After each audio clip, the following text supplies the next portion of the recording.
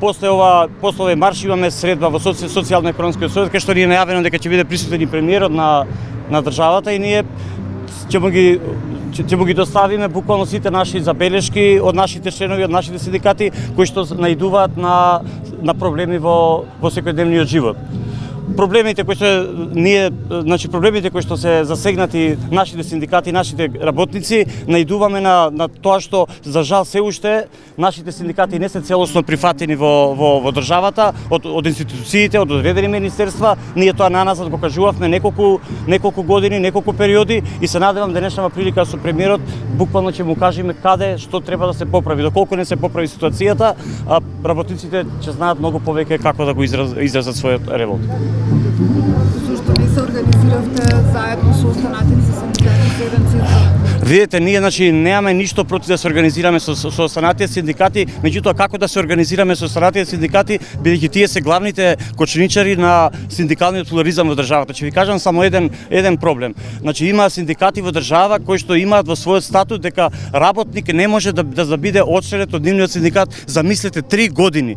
Ние како конфедерација, како независни синдикати треба да чекаме 3 години ако вие сте член во тој синдикат, па после да пристапите кај нас. Со такви синдикати кои што немаат демократија во нивните структури, не можеме ние да соработуваме. Како да соработуваме со синдикат кој што гледате ја има буквално највисоката зграда во државата, ние немаме ни една канцеларија тамо. Ние со нашите скромни средства плаќаме и кири, еве гледате немаме средства да повикаме повеќе граѓани од другите градови нашите членови. Све додека не се реформираат останатите синдикати, ние не можеме да имаме соработка со нив. И кои се барањата конкретно што да ги дадете? Барањата се бараме комплетна измена на законот за работни односи кој што е во фаза веќе наменување, меѓутоа еве 2 години помина се уште не е променет законот. Ако се има волја, тој закон може да се промени за месец дена.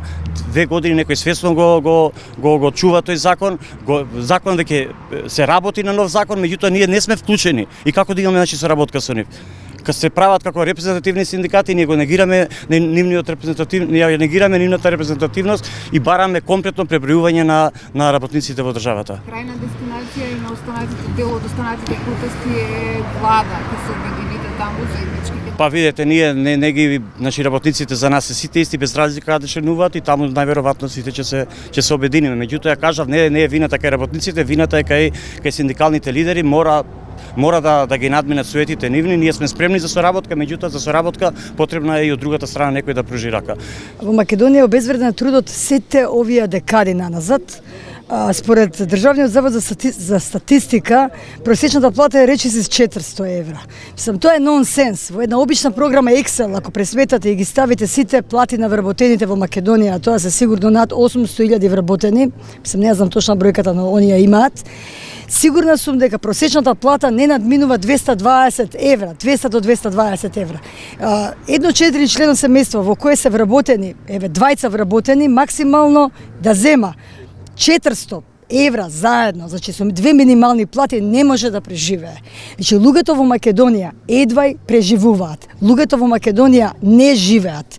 Со тој нивен приход, тие се приморани да купуваат основни намирници, тоа се оние основни намирници за живот и едва може да ги платат сметките. Кога сум кај сметките, стануваат должни, виртуелно должни кон одредени компании приватни и тие долгови им се зголемуваат со време, така да стануваат заробеници и робови на системот. Должни кон банките за некои минимални кредити, некои мали кредити од 1000 евра кои ги зеле, кои се нагомилуваат со време, ако немаат доволно средства да ги платат, доаѓаат и по 10.000 и по 20.000 евра, понекогаш им земаат и станови. Овде се работи за тотално крвнички систем кој мора од база да се реновира, од база да се трансформира, од база да се промени. Затоа што ако не се промени, ги изгубивме луѓето. Ако ги изгубиме луѓето, го губиме општеството. Ако го губиме општеството, ја губиме државата.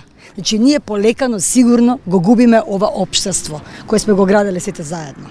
Не со метла да се смете, односно да се расчистат работите, туку да се земе токмак, чук, копач, лопата, да се направи целосен ремонт во рамките на структурите на полицијата, да се исчисти комплетно од сите минати времиња, она што било негативно и што струело и што дошло до овој момент да ние сега се залагаме да го вратиме стариот колективен договор затоа што тој беше подобар во однос на сегашниот.